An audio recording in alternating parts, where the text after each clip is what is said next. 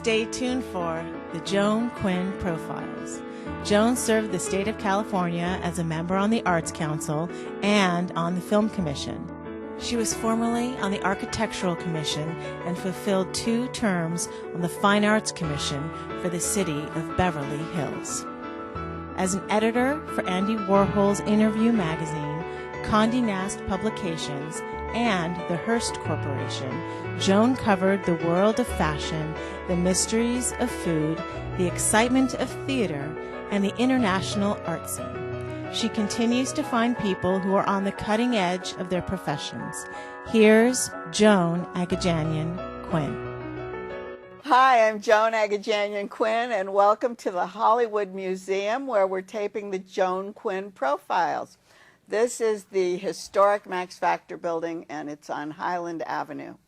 Our guests are director Lauren Nader and actor Vance Valencia. Director, coach, producer Lauren Patrice Nader was born and raised in Queens, New York. She studied ballet and trained with acting veteran Karen Ludwig at the Uta Hagen Studio in New York. So what schools did you attend other than that? What college did you go to?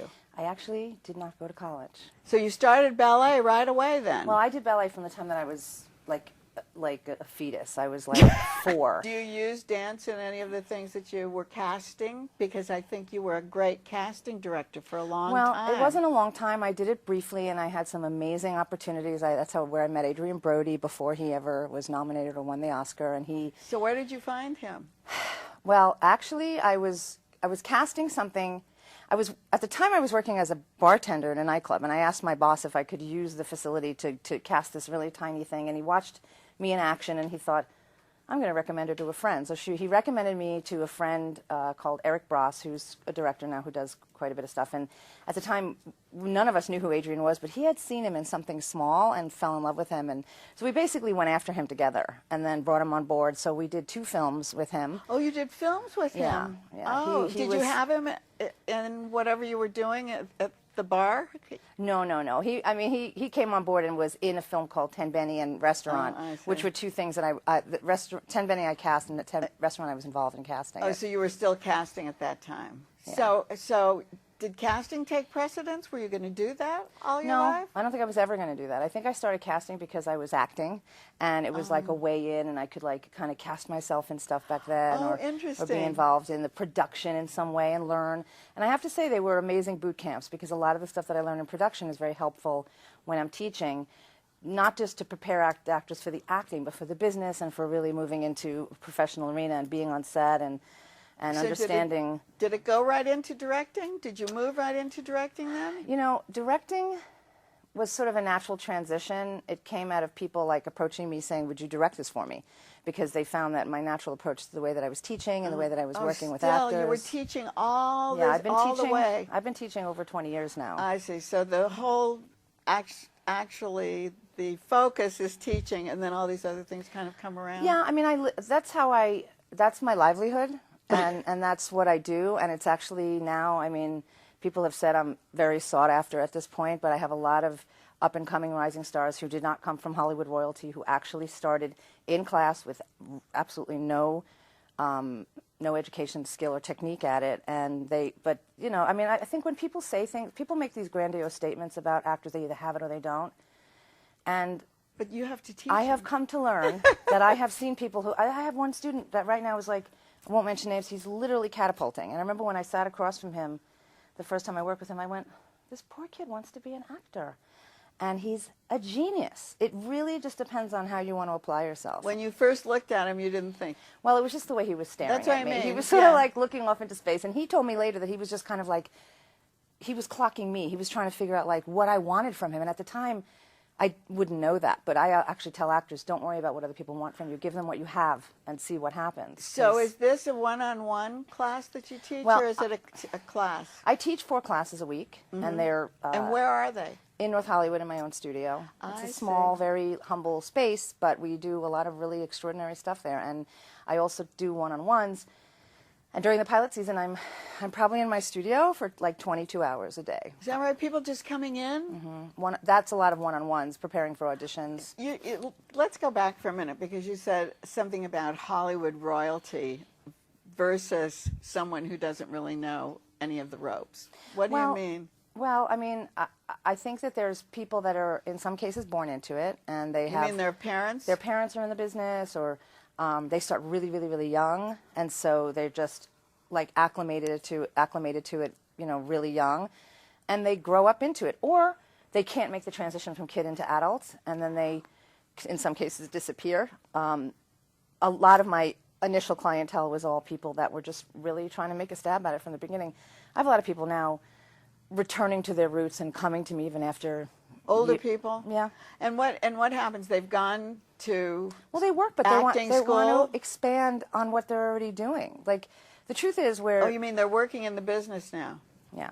I mean, the truth is with acting, I think acting, unlike, and I'm not trivializing dancing or singing, because I think that those are so difficult. They're difficult. They're very difficult. But with acting, you really never, ever, ever know or can anticipate what the next role is going to be like. When you're a dancer, there are steps and there are techniques, and you can do combinations within that, and the challenge is being extraordinary at that. And also being fit. You have to be able to do that, right? So, but with acting? Acting, I mean, look, acting you can do until you die. You don't. Yeah, you have to be fit, but it's a different thing. You never know. You can be cast one week as a villain, one week as a victim, another week as a wife, another week as something else. And how do you do it? There's no easy answer to that. I mean, I have one student that I work with. I've been working with this young lady called Britt Morgan for like probably 10 years of her career, and she's this. When you meet her, she's just this lovely, sweet, blonde, like bundle of joy. And she's played a crazy, V-addicted werewolf on True Blood, and she's been a bank robber on Graceland, and now she's the villain Livewire on Supergirl. But she still comes to you 10 years. She continues to take classes? Well, she studies and works on all the roles that she works on, because she wants to make sure that she has not left any stone unturned, and when she shows up on camera, it's magnificent. You can tell, right? I think, you know, coaching is the best kept secret. People don't really talk about it. I know. That's what I was wondering, because it's not really like going to your teacher, Karen Ludwig, is it? It's a different thing. Karen Ludwig was an acting teacher that she actually wasn't at Uta Hagen's studios. She was Uta Hagen's protege. Oh, she worked in another studio. And when I was studying with her for several years, I do believe she taught me to be a great actor, but she also, I believe, was the foundation for me to learn how to act.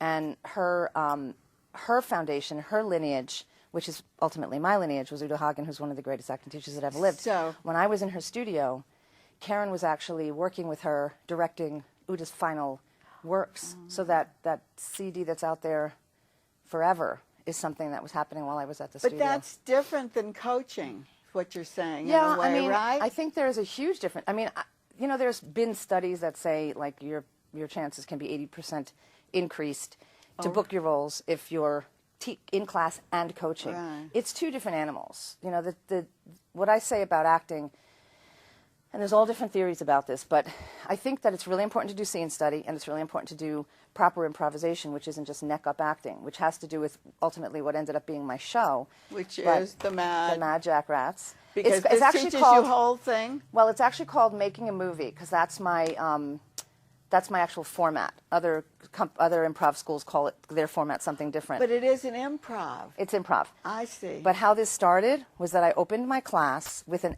exercise, an improv exercise, and my intention was not to make people great sketch artists or even funny. It was for them to address things like environment, relationship, driving a story, being involved, understanding storytelling, listening, and what we did with this improv exercise, we spent 45 minutes doing it instead of a lot of the venues where, like, as soon as it gets bad, they just swipe it out. So this was just an exercise. And then what happened was my students started creating these unbelievable characters, and out of that came a couple people approached me and said, this needs to be in the theater. Oh, so that's why you put it in the theater. Yeah. And did you use the same people? Well, those people that are on the slices right now are the top tier of the studio. They've been with me for several years. Collectively, there's probably about 100 years of my connection with them. Some people have been with me for 15 years. Some people have been with me for 5. And now the show is running 2.5 years. So it's live theater. Yes. We're back to live theater. Yes. And do you write any of it, or do No, they write it all? this is all improv. It's totally improv. It's totally improv, but it's not like any other improv you've ever seen. And the only way that the audience contributes is that they actually put an idea in, like, we're called the Mad Jackrats, which is like a made-up animal, and we have a hamster ball where people put their ideas in and we just pull it. So nobody in the audience has to like. That? And then Yeah, they it's have pretty to do crazy. What they pull out? Yeah, and so our rehearsals, we can't do anything in rehearsal that we've done before. So in our rehearsals, what we do is we use some of the suggestions that were never used in the show. So for example, the other day we pulled Romeo and Juliet. And they decided that the guy who worked at Burger Barn's name was Romeo, and then some girl who worked there's name was Juliet. But she had a whole family, the Capulets, who were dressing her up, and she was bored. And the whole thing ended up being this totally creative, kind of bizarre Shakespearean improv for 20 minutes. But that was just rehearsal. And So no one will ever see that. So, no, but that's what I was wondering when you said it's totally improv. You're a director. You can't direct the improv, can you? What has happened the reason that this is such intelligent improv is that when I open the class with the exercise, we do improv, but I give notes afterwards, and the notes are not just they're not. That's the directing part of it. It's not good, bad, right, wrong, pass, fail. It's observations about what did and didn't work, and it elevates their awareness about how they fit into a story, and how important it is for them to be listening and thinking. And not just trying to be funny, but to be storytellers and to be in relationship with people and to create environment. And they do magical things in the show. It's quite interesting. That is such quick wit, I think. I don't know how people do that. To be perfectly honest, I don't either. And listen, here's what I'll say about it. I teach it. And and this is one of the most extraordinary, and I say this now because I go out and I venture into, not to put anybody down, but I go out and I venture into other arenas to look and, try to have no FOMO, the fear of missing out of what might be going on in other studios. But I look at what people are doing, and, there's a place for it all. And again, my reason for creating this improv to begin with was not to make my students into great sketch artists. It was to provide a platform for them to try anything. So as a director, where this show is concerned, I do have to, I'm actually involved in the show where there are things that we do in there that no one else does. Like if somebody says something that indicates to me there could be a flashback, I literally ring a bell and they literally have to jump into action on a flashback that either we already just did or they have to make it up out of thin air. Would that be on stage? Yes. You'd ring the bell?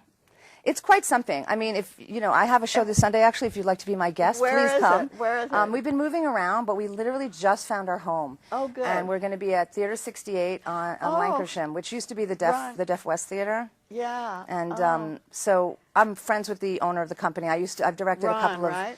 Ronnie. I've directed a couple of... Ronnie Marmo. Did he study with you? No. When he first came to L.A., he was a guest on this show. Oh. And he was so dynamic. I knew he was going to go somewhere. And 68 cents, that's what I had in my pocket. Yeah. He said. Yeah. It was so cute. Yeah. So you're working there. Well, we're renting the space from him, but as a family, making it a home. I mean, he and I have been talking for a while. And he moved his space a couple times. Now he's in a beautiful location. Is it? I've directed 2 of his shows from a couple of his festivals years ago when he was down in Hollywood. And then when he finally landed here, we started to talk again. So now we're moving in there. This Sunday is our first show in there. Fabulous. So we're really excited about that. Well, say hello to all of our old friends there. I will. And thanks for coming and explaining all of this, because it is different from what we've learned. Yeah. You have a different angle on things. It is a different angle, and we're excited about it. And we want to, we're like, I don't want to move over, Groundlings UCB. We're showing up. We're here to stay. We've been running since July of 2014. That's a really long run. We're here to stay, and we're here to go. So thank you, Lauren, for being with us. Thank you so much. Don't go away. We'll be right back with actor Vance Valencia.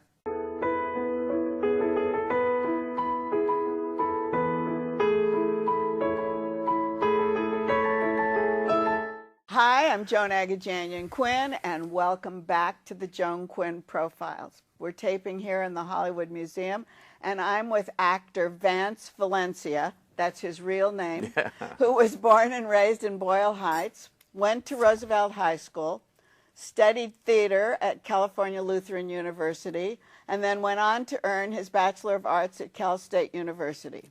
You've seen him on TV, in films like Die Hard and Mad Men, on stages in Los Angeles, and he is a member and founder of a new company called Angel City Theater Ensemble. Angel City Theater Ensemble, a dream come true.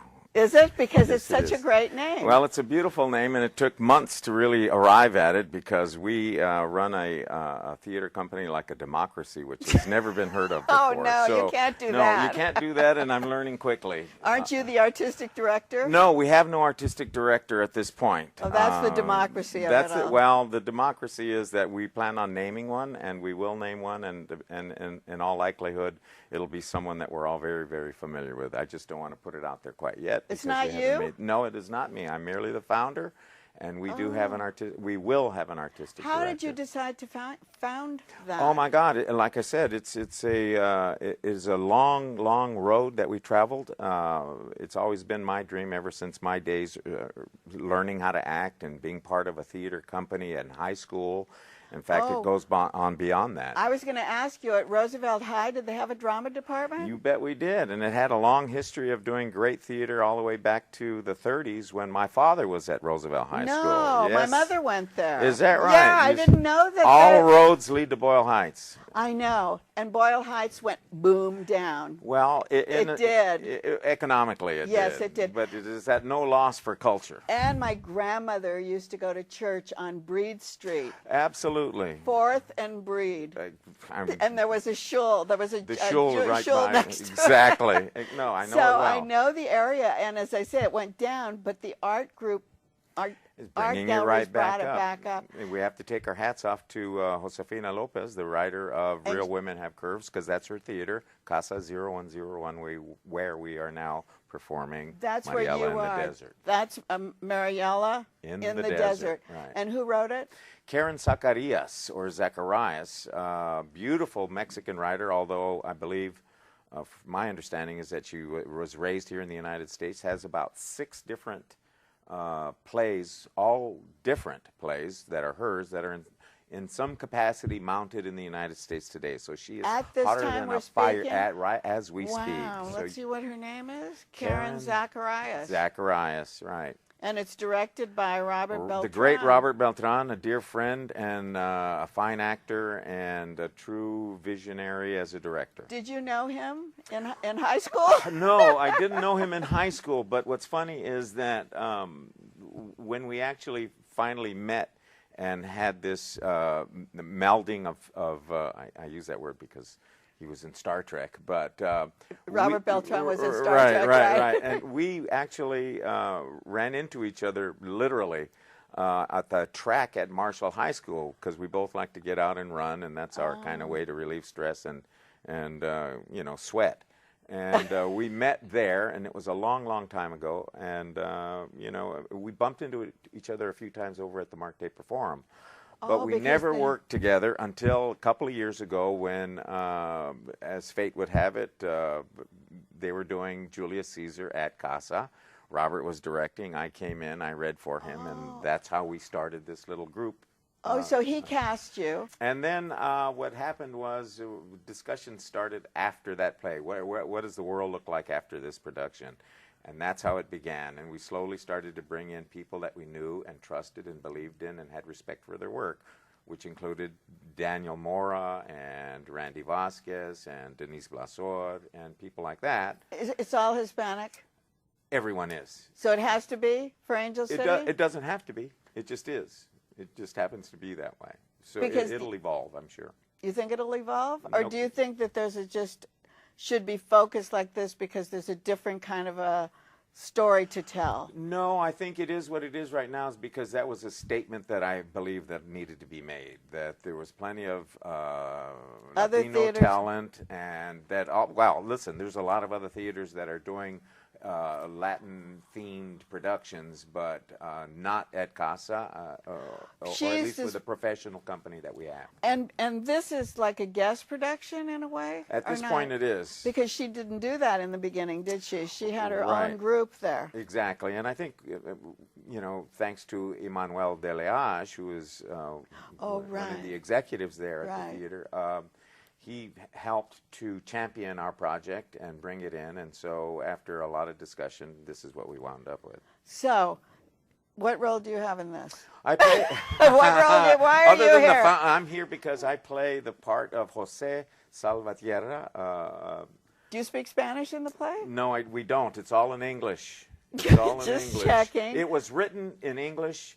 The playwright rewrote it in Spanish. It has been done in Spanish, but we're doing it in English. But does she do everything in English at that casa? Her productions are English? All of Josefa Lopez's work, as far as I know, anyway, is all in English. And then there are outside projects that come in that may be in Spanish. I know, because when it first started, one night would be in Spanish and one night would be in English. Right, and that's very difficult to do. You know, BFA, the Bilingual Foundation of the Arts, had kind of that market cornered. And so it is now what they're doing is various companies are putting super titles and projecting. Really? So, you know, if you can watch the play and read the titles, it's just like reading opera. Going to the opera, for right, sure. You know, right. Unless you can speak Italian, you don't need them. Right. But, no, you need them. No, it's work. It's work. You can't watch the work. You can't watch the actors. You can't catch nuance and read what's going on underneath. It's very important, isn't it? No, absolutely. Even with foreign films, when you do that, you're missing things. Right. Yeah. So it always helps to be bilingual in that regard. So your training and your inspiration came early on in Boyle Heights. Did your family, were they actors? No, they weren't. My dad was in politics for many, many years. In fact, I love telling this. Right across the street, down the block, is a little pocket park named Ross H. Valencia Park. That's my dad, and it was named in his honor, dedicated in his honor for his lifelong efforts and work in the community politically. What street is that? First Street. It's on Chicago, First Street right in across Chicago. the street. It's right there, right across from Hollenbeck Station. Safe neighborhood. And you hear I've heard all these names of these streets before, so it's very cool. When you got to Kowloon, did they have a drama department? They had a wonderful drama department. Everything was done in a Quonset hut. So when it rained hard. You had to really project. It was something. Today, however, as you may know, California Lutheran University, in those days it was California Lutheran College, CLC. Oh, right, university, and it right. became a university, and they've dumped, what a word. They've invested tremendous funds into building a whole new theater. And I actually went back several years after I had gone to school there to do their version of Cyrano de Bergerac. Oh, so you worked outdoors. there. I worked you there. did. That's I worked great. there. I did tons of shows there. In the Oh, school that's year, great. I would do theater at California Lutheran College during the school year, studying theater, and then in the summer I would come home and I was doing Shakespeare in the Park out of East LA College. Had a tremendous program which we used to run. I really got cut my teeth there. People talk about East LA City College, which has a great art department, and also LA City College has a great drama department, Right. I understand. I Absolutely. didn't realize that. They also have an academy, and as I recall, a guy named Bob Ely, who was the chairman of the department at East LA College, he used to tell us, the difference between East LA College and LACC is that here at East LA College, you get on stage. It'll take you a year before you get on stage at LACC. Oh, because LACC has so many people, right, too. Right, you have to go through this winnowing process. Yeah, but there's a lot more students like that, That's too. true. That's true. I know. mean, LACC is practically in Hollywood, and East LA College is 10 minutes down the freeway. And so it's a little bit further, but they have a great art gallery, and they have a great Vincent Price yeah, Art Gallery, exactly. Absolutely. So, and they do plays there, too. All the sometimes, time, and they have a wonderful, and they also have invested a lot of money. That little theater that they used to have, which was born out of I know that theater. whole process after Right. World War II, Right. when there was all of these homes being built and colleges being built, and they had their little Quonset hut. Now they have a wonderful new theater. Every time you say Quonset hut, I remember seeing Cats in Japan, and it was in a Quonset hut, and it started raining, just like you were saying. Yeah. And I'll never forget it. It's like an experience, part of the drama on stage. Yeah. You have to make your adjustments very, very quickly. Even the audience No, does. absolutely. They all prick up their ears just like cats. Exactly. Before we leave, I want to know, we talked about the director of Mariella in the Desert. Who cast it? That was kind of by committee, Robert and I and a couple of the founders. And what kind of people did you find in the cast, for the cast? Oh, well, Because who's Mariella? Mariella is Ruth, Did I forget her name No, right there? I did. Rachel. I'm sorry. Right. Uh-oh. She fixed me up on that one. Rachel Gonzalez, who is a beautiful, wonderful, very, very talented and dedicated artist. Is she from here? She's from Northern California, and she jumped into this role, both feet, and never leaves the stage. How many are in the cast? 6, 3 boys, 3 girls. And tell us a little bit about the story. Okay, the story in a nutshell is about Mexican expressionist painters who leave Mexico City to build an art colony in the desert of northern Mexico. How interesting. Oh, it is a fascinating story. Is it built on true story? Well, I bet my research says that the playwright wrote it as an homage to her grandmother, and it's really all about sacrifice and choices that people make. It talks about Frida, Diego. Right. So my character, Rufino. Jose, is a contemporary of Diego. Is that right? Rivera and Tamayo and Siqueiros and the You're rest. kidding. Yeah, Are they mentioned in it? All the time, every third word it seems. That toad Diego Rivera keeps. Toad, what a great word. There's a rivalry between my character and him. And so you call him a toad? I call him a toad every chance I get. And he looks like it. He looked like it. They'll know. Oh, that's fantastic. No, it is a play that our audiences absolutely love this play. We are so proud, so pleased. You walk in expecting one thing, and you walk out with your tears mixed with your snots and everything else. It is a tremendous experience. So something like this, that's so in a precise area, and really, it's really playing to that area. Can this go to off-Broadway? Can this go to a theater in L.A.? Definitely. It's a dream. We're talking about trying to move it now. Although it's playing there, yes, this is the kind of crossover, if you will, kind of production that deserves to be seen everywhere in the country. Because it sounds like it's so universal. The theme, your art, is the actual universal theme. Absolutely. And the sacrifices we make for it. Not just in terms of the art, but in terms of our lives and what it means to be a mom, what it means to sacrifice your art in that way. So the decisions that we make today impact who we are tomorrow. Don't they really? Yes. They do, and I'm so glad you came and made an impact on us today. I'm so glad that you had me. Thanks, Vance, very much. Very much. And thanks for watching the Joan Quinn Profiles. Keep writing to JAQUINN1 at AOL.com. And we'll see you next time.